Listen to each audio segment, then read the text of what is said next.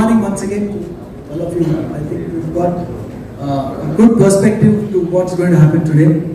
Thanks to Viju and thanks to straight from the heart from Mr. Ramesh, because it kind of opens up the entire sphere for all of us.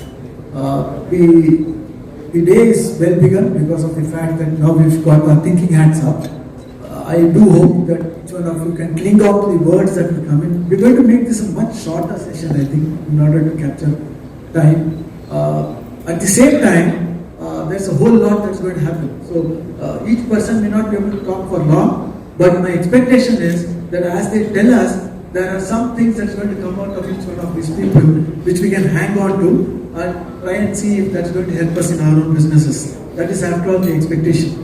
The topic of survive, sustain and success is about the fact that all of us, when we start at the start of the pandemic, were wondering, are we going to survive at all?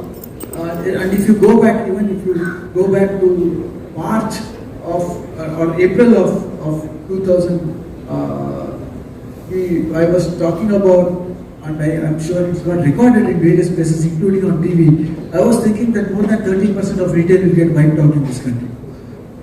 We had predicted that 5 million people will lose their jobs in retail out of the 46 million people. Very clearly, the 5 million people did lose their jobs when we talked about it. 30% of retailers, I don't think that number has come to that. I'm still trying to get and gauge the number of retailers who kind of shut down or buckled up. But I don't think it came to that level. The beautiful thing has been that when we now checked up during back of the envelope check in the month of Diwali, just before Diwali, we found out that out of the 5 million people, almost 3 million jobs have come back into retail. It's only 2 million jobs that's still not back. Some of them are not back because the business has got completely changed in their avatar. Some of them are not back because some of them went to their native places and possibly found something else, and they did not want to come back into their businesses at all. So from a people perspective also, it's been quite challenging.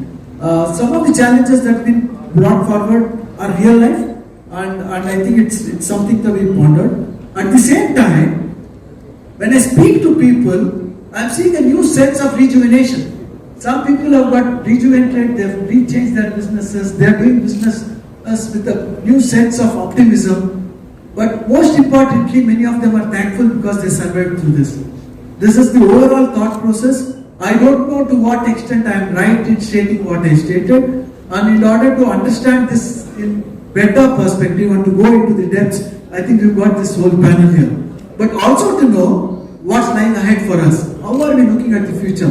What do we want to learn? What do we want to do?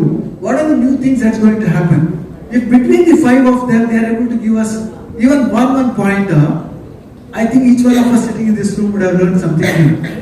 And as a student of retail, or as a practitioner of retail, or as an observer, as an analyst, as an investor, whichever way you want to put an avatar, I think there is some things that's going to come out of this panel. That's my expectation from this panel. So thank you for joining me. We start off with Subhash. The beauty of what's happened is that I think most of us have been in touch much more with each other in the last 18 months, much more regularly. Like what Viju was telling, many people were able to connect with each other digitally, but as an association of retailers, I think it's wonderful. Relationships have got also redefined, and in order to understand how the business has been, I think that would be a nice start. Do you think that will sustain or survive? Or thrive? Yes, Kumar, we have been talking a lot in the last 18 months, ever since the first lockdown, and you did mention that there's going to be a Allah Gulla, lot of landlords going to courts, etc. We touched on that part also.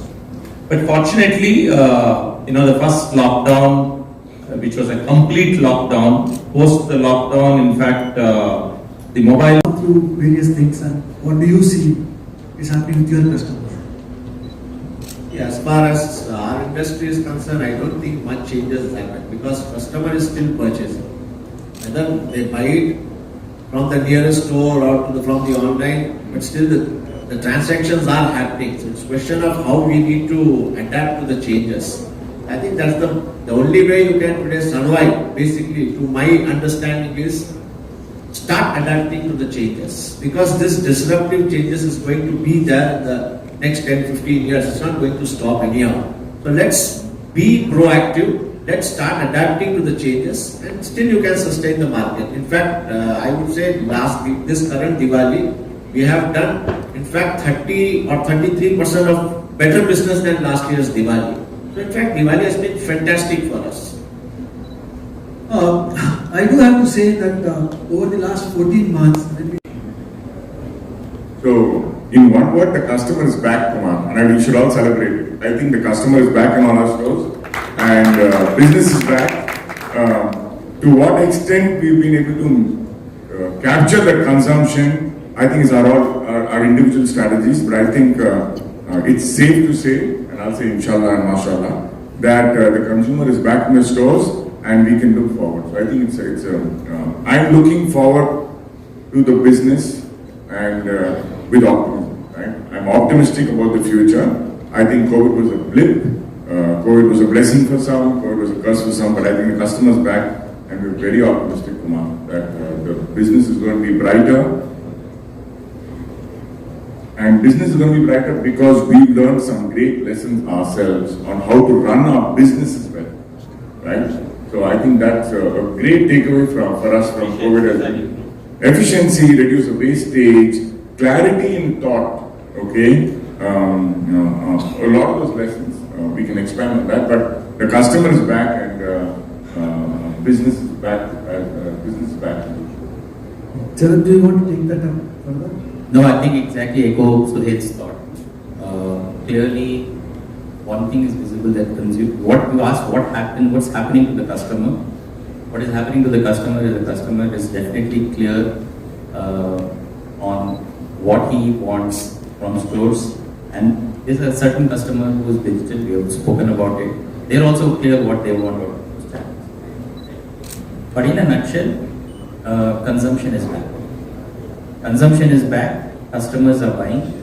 Customers have identified multiple occasions, requirements, and needs, and they're back to buying for those occasions.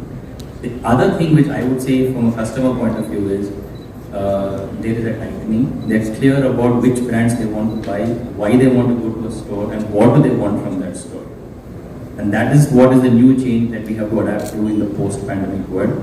I want to make one small change, and I think this should be our motto. It's no longer survive, sustain, and succeed. It is thrive. The survival is over. If you're all here today, it's already survived. From here onward, we should only be thinking how to thrive. And everything that we talk today and the next few hours is about how to thrive from here.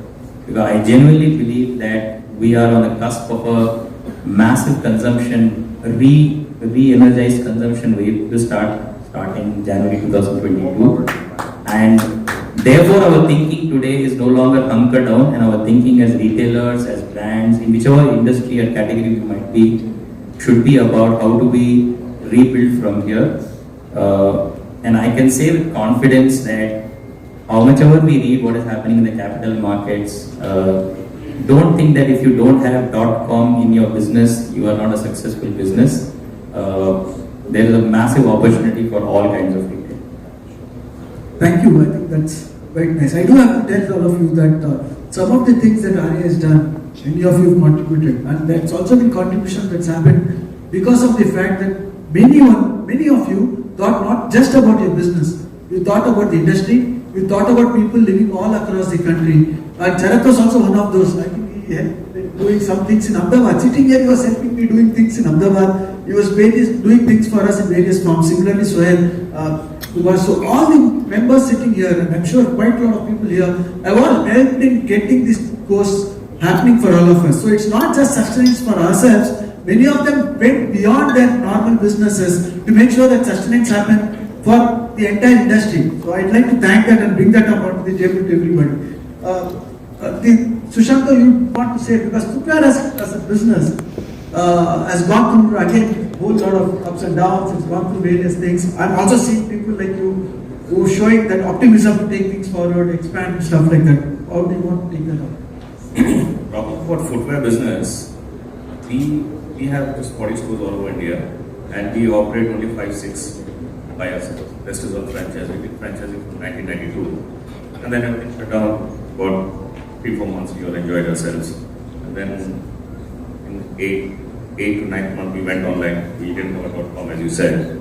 And that's going pretty good now. We are optimistic. We have never opened so many stores that we're going to open in the next 8 to 15 months. Stores that were shut down because of no construction allowed or whatever. So, and we are adding physical stores. People are back and they don't care. They are shopping. They want more expensive products, which is going over my head. And they want quality stuff. Talking of Chennai, we didn't have shoes, school shoes for more than 230 rupees or 300 rupees. They want school shoes for $1,000. Can you imagine that? And it was a shocker. It went through up, down of my company. We still haven't made it because we can't charge $1,000 for shoes. And we work mostly in Eastern India, Bihar, Jharkhand, Orissa. It was a poorer states of the country. And we are adapting, we were just adapting to being in Tamil Nadu, and that's why I moved here from my family to start the southern side of the business. And then this happened, now we are doing e-tailing, and things look very, very positive right now, if you ask me. Quite interesting. So some of us were I store for hours and hours and hours and see the customers going and coming out.